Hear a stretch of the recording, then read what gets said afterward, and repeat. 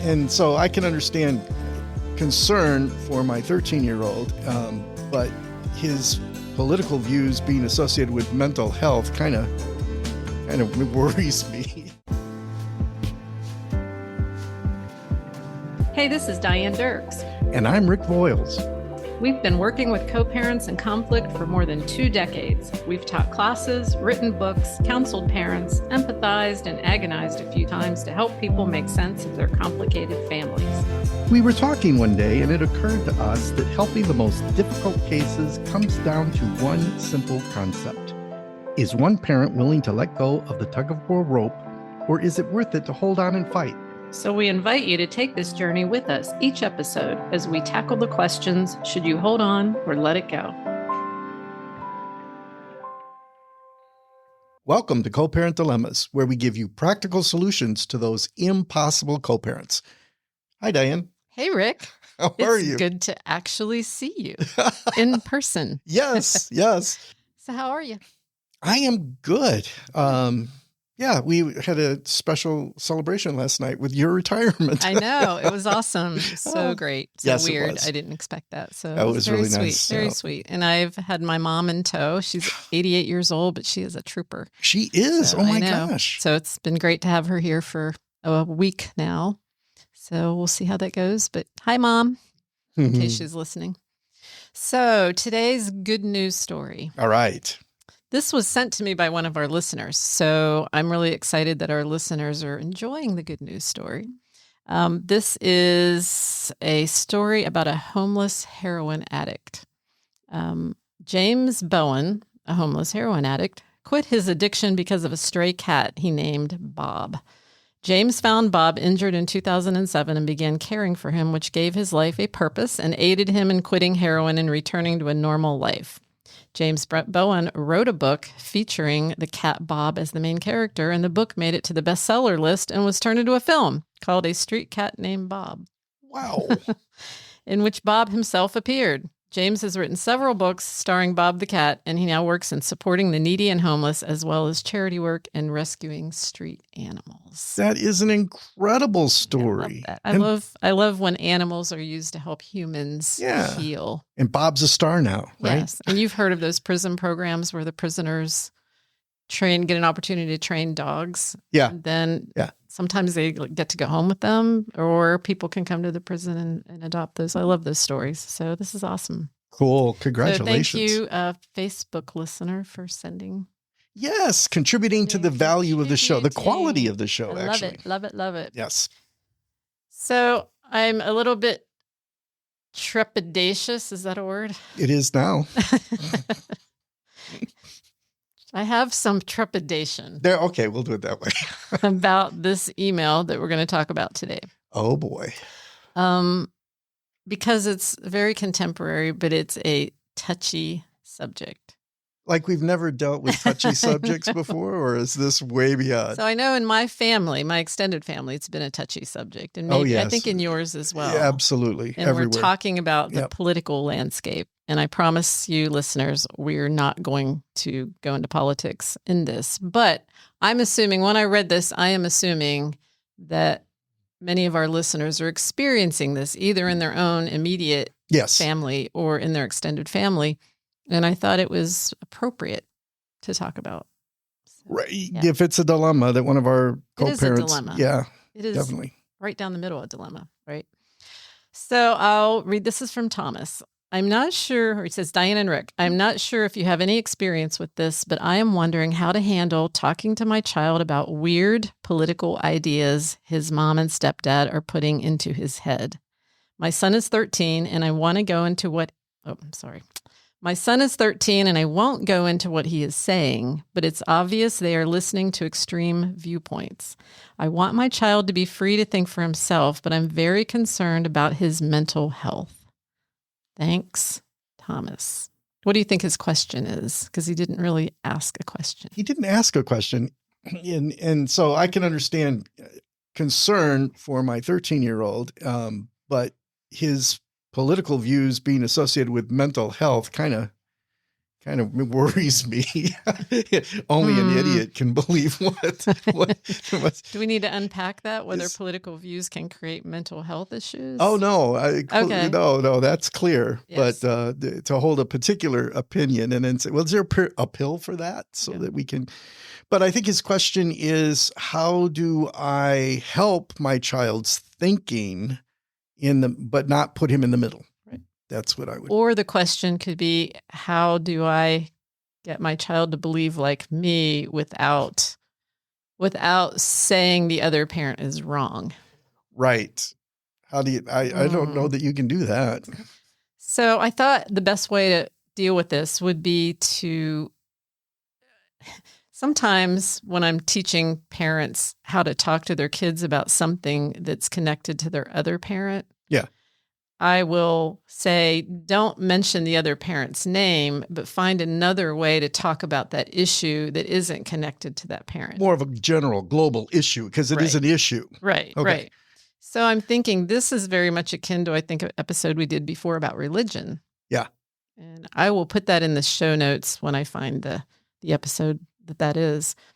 But that parents get very upset about one parent indoctrinating their child in a different religion than they believe in, or maybe the same religion but a different sect of Yes. that religion that they view to be extreme or weird. Yes. So this is kind of the same. Would you think it's sort I of could the carry it same? even further. I mean, any kind of passionate, fanatical, I mean, like Mhm. baseball or sports, or, I mean, there are some pretty committed views out there in one particular area that if you're not aligned with, then there's Right. something wrong with you. And I think in our past episode, we did talk about extreme views. So, when we're doing social behavioral research, oftentimes we see results on a bell curve. Mhm. You know what I mean by a bell Yep. curve? So if Yep. you think of a curve that goes, how do I explain that? It's low on Well, one I'm on side. video, so I can go, it Yeah. goes like this. Yeah.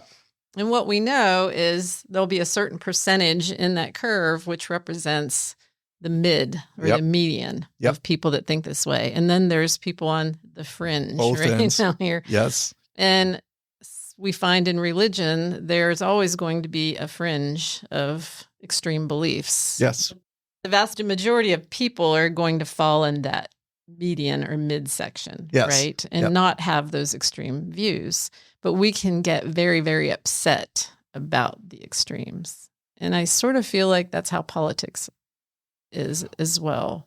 Well, yeah, definitely. Okay. Politics, but then there's an association with some sort of threat or fear. Right. If you're going to take that extreme view, then why is it a threat to me that you take that extreme view, or that is your view, or that your view is different from mine? Why is that threatening?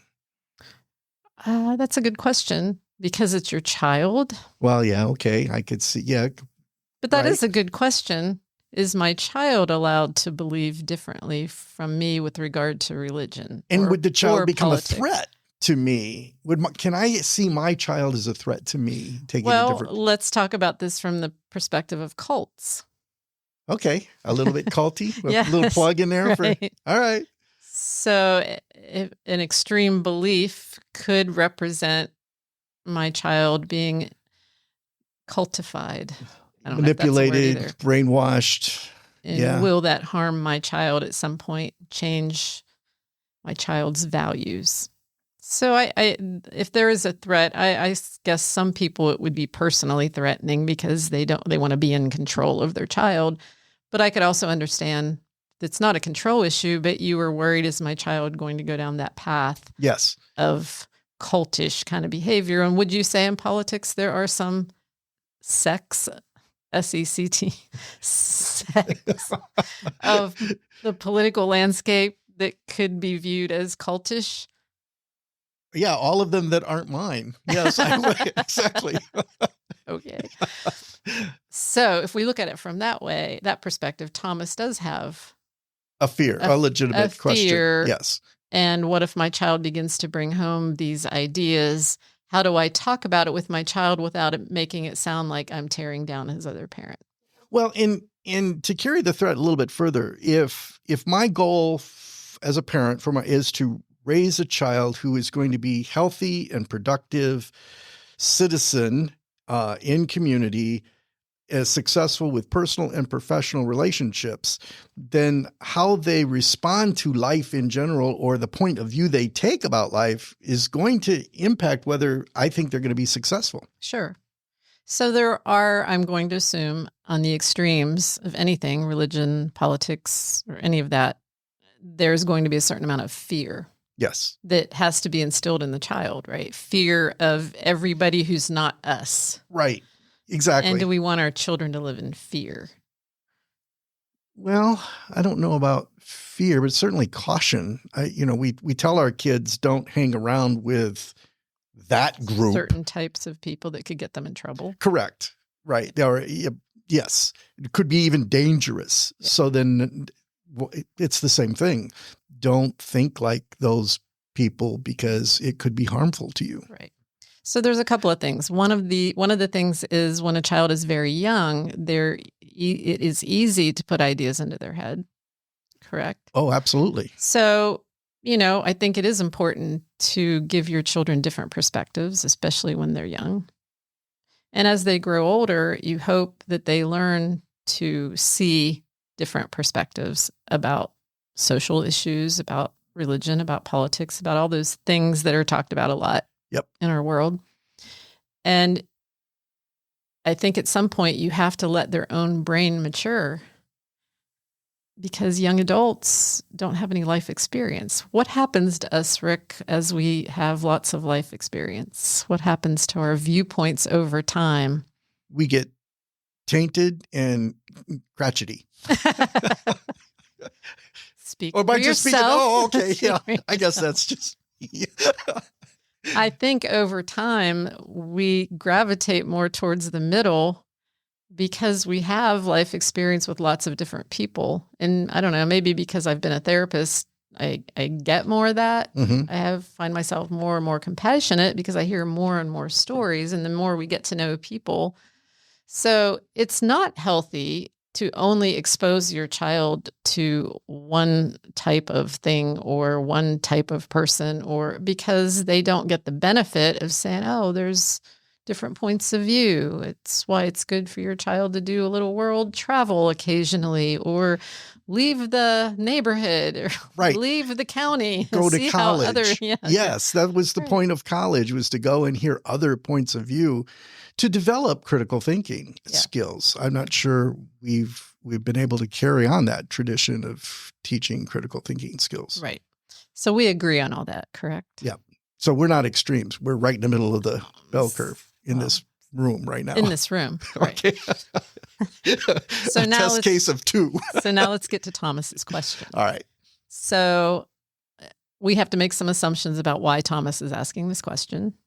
So I'm going to assume he's just really worried about his child not being extreme and not excluding lots of people from his life. Well, he's hearing things. Apparently, the child's obviously bringing it home, or otherwise, how would he know? Yeah. That they're. And let's assume that maybe Thomas he sounds kind of like he might be more in the middle, but let's say he's on the other extreme, just for the sake of talking about this. Yep. And your child comes home and says, and I'm not going to talk politics, the sky is green. Okay.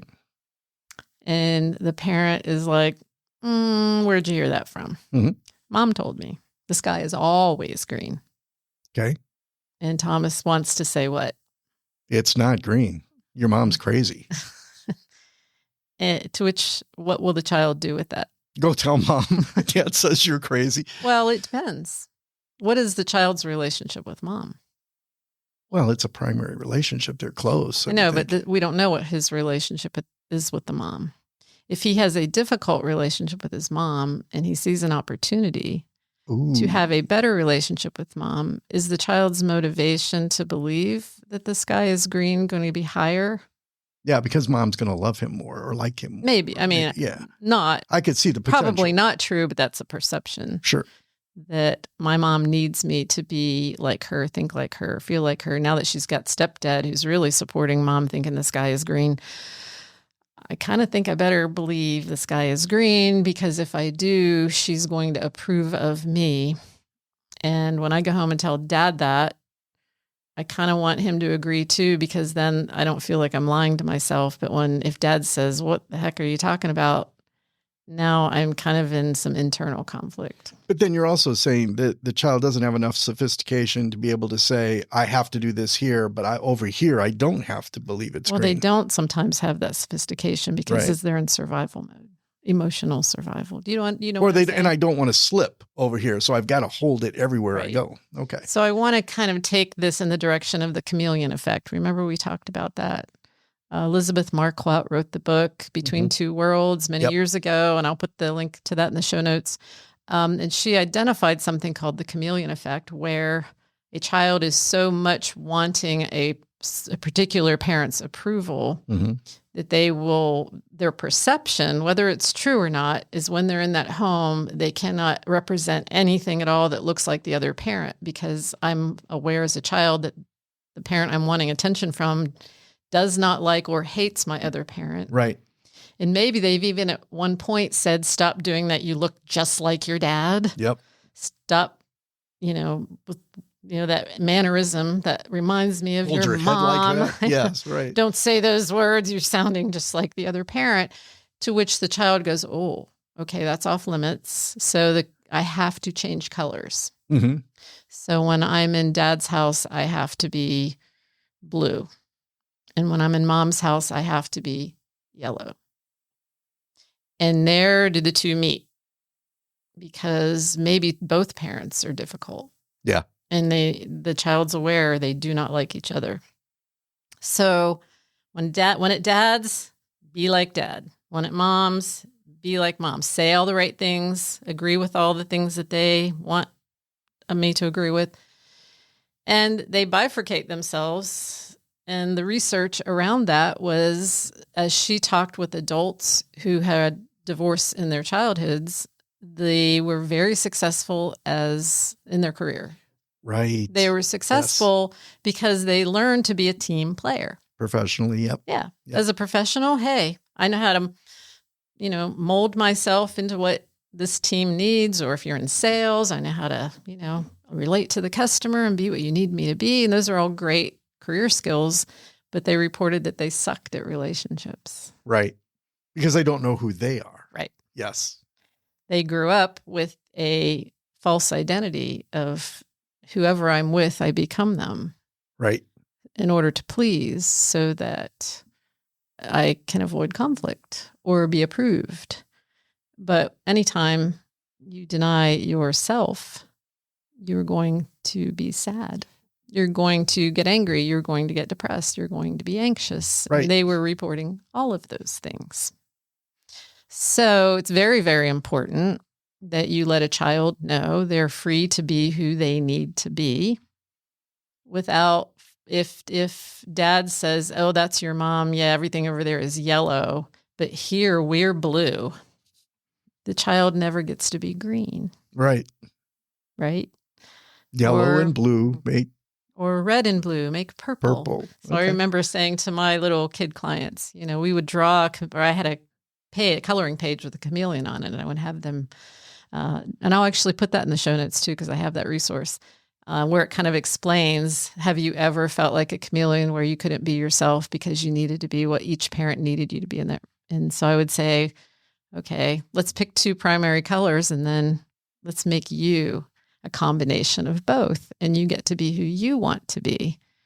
And you take a little from Mom, or you take a little from Dad, or a little from both parents, and you make a you.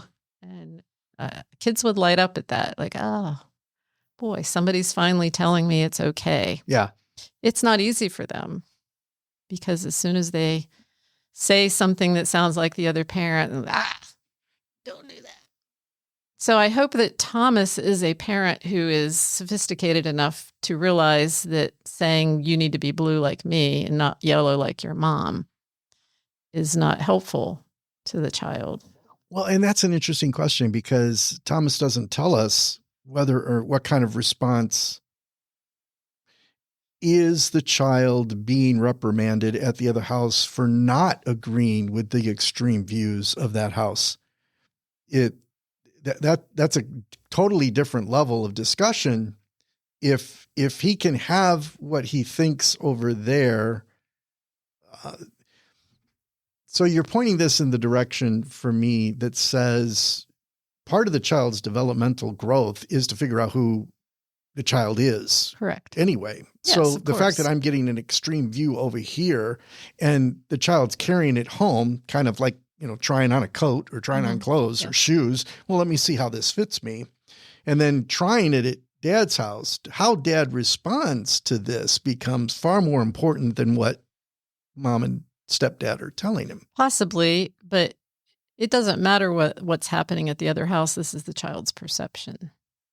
And perceptions are built from all kinds of things. Mom and stepmom might not be reprimanding him or saying anything. He just knows He's picking it up. He just knows who they are and what they believe and why they believe it and what's important to them. And he's thinking, if I get on their team, maybe I will be a team member that they will approve of. Value, right. And so a lot of these cases, the parents aren't trying to indoctrinate them. The child is just very aware that maybe their love's not unconditional. Okay. It's conditioned possibly on they may hear, let's go back to politics, they may hear conversations at dinner time about how much they hate the other side. Right. And I don't want to be hated. So I'm going to chime right in and go, yeah. And he's 13, so now he's a young teenager. The older he gets, the more, Right. And so, again, we're back to, it doesn't matter what they're doing at the other house. It's what he's hearing that's bothering him, and what can he do? Who's the he in that? I'm talking about Thomas. Thomas is dad. upset. Yes, it's bothering him. Right. It's bothering him.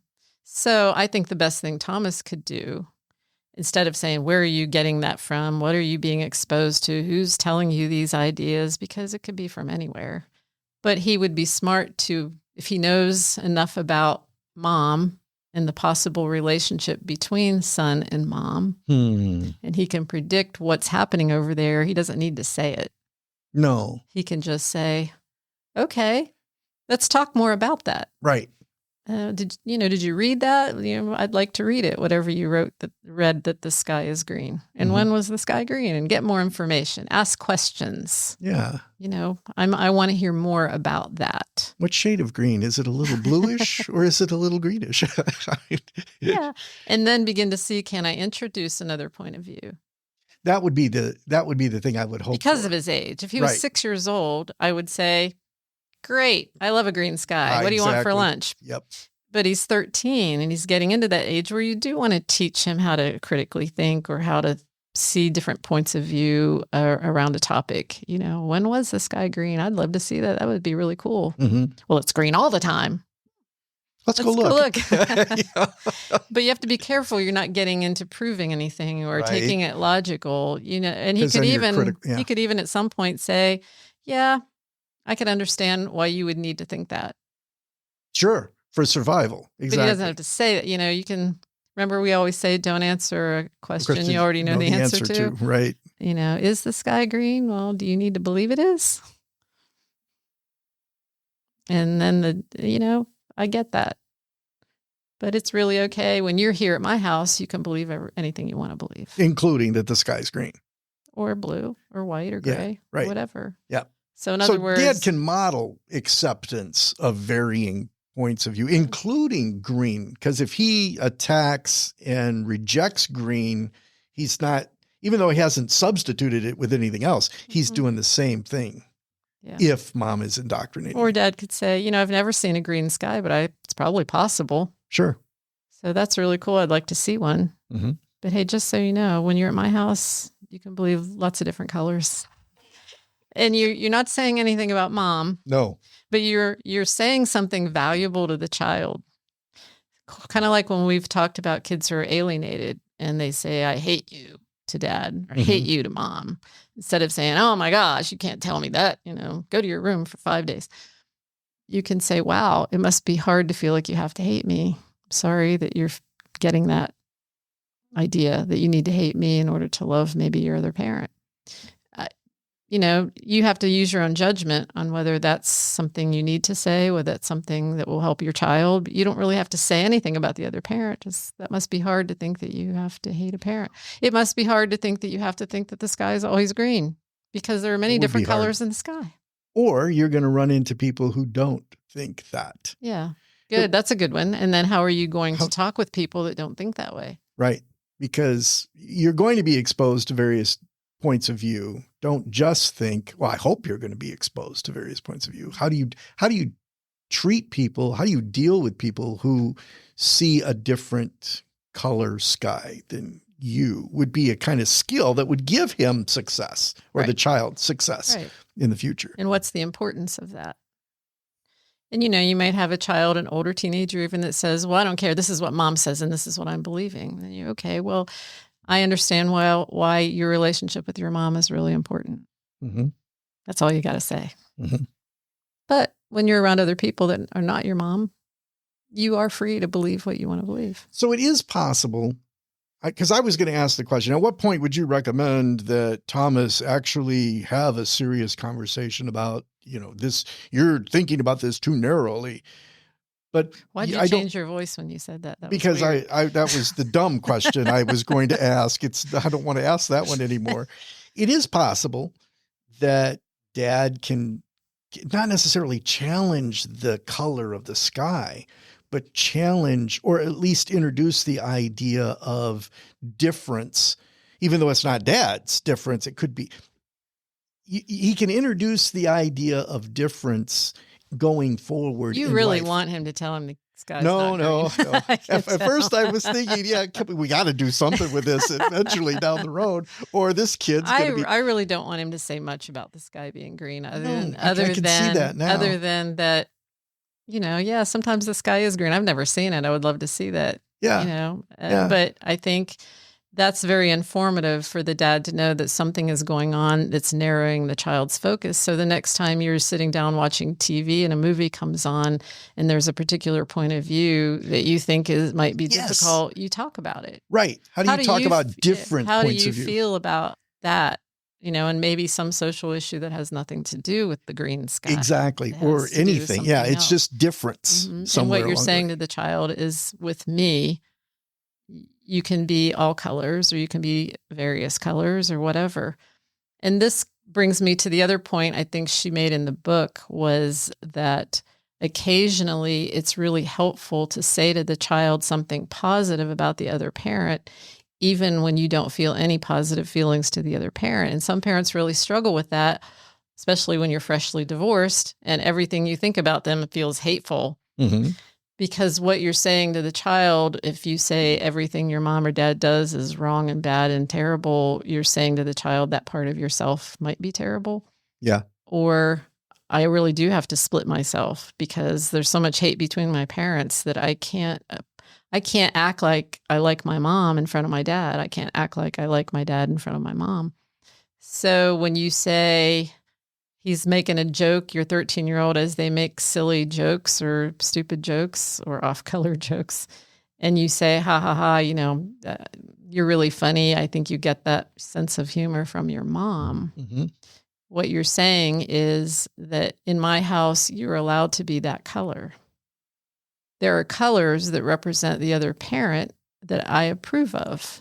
I might not approve of all of it, but oh yeah, you're really good at math. Your dad was really good at math. I think you got that from your dad. Is invaluable to a child who's feeling like a chameleon, because the child's going to be like, really? You like that about my dad? You like that about me? When I'm here, I can show that shade. Yes. I can be that yellow color and not be hated. Mm-hmm. They need to know there are that piece of that color that they can be. And it's very valuable to be able to do that, even if it's, you have nice thick hair like your mom, find something that says, I approve of that color in you. You don't have to be the complete opposite color for me to approve of you. Yeah. So one of the things, I'm going to go in this direction, but 19th century philosophy was all about being united, right? Being Right. one thing. And there was this sense of having that we were one voice. And I think what is a great lesson to teach now our kids is that there is a time and place. I have multiple voices inside of me, depending upon the circumstance. So today it may be incredibly appropriate and okay. That's my green voice. Mhm. That's my blue voice. This is my yellow voice. And there are many me's inside, Yeah. and I can draw on all of them in any particular. And that's what would give me success, both professionally and personally, Sure. to be aware of all of those voices and when to use them Yeah. and where. And that makes your particular shade on the color spectrum, of which there are infinite shades. Infinite. Yeah. Yeah. And that's even without perception of Yes. those colors. You Right. got the infinite, and then you get the perception of all of those. Exactly. Yeah. So So, Thomas, do have some of those conversations with your son, especially at his age, to give him permission to be whatever color he needs to be. yes. Yeah. Reinforce that would be the best lesson you could give him. Yeah. And to communicate, model for him that you're not afraid. And Rick, wouldn't it be great if we could all do that with each other? Not just our children. Oh, you mean Wow, the sky is green. now I'd you like want to to see talk that. politics right here at the end. Sorry, Diane, we're I all out of couldn't help time. myself. I'm so sorry. I just want everybody to be happy. Not possible. I just want everybody not to hurt each other at this point. But I would if we're going to talk about in terms of hold on to, sharing who you are with your child, yes. but giving your child permission to be who he is. Yeah. Oh, that's interesting. So sometimes parents can become chameleons to their children if they're not careful. Maybe, or if as a parent, you're not clear who you are Right. and you're just following the wind, which way it goes, Yes. your child's going to be confused about who you are. And it's Absolutely. okay to be who you are, but I'm not all it. Mm-mm. There are many different viewpoints and I can love you no matter what yours is. Absolutely. And that's the very simple message. Mm-hmm. So, all right, great. Thank you, Thomas, for your question. All right. Bye-bye, everybody. Bye. The information contained in this podcast is generic. It must not be misconstrued as constituting legal or psychological advice. Decisions relevant to any specific individual, family system, or case require the direct evaluation of skilled, child-centered professionals.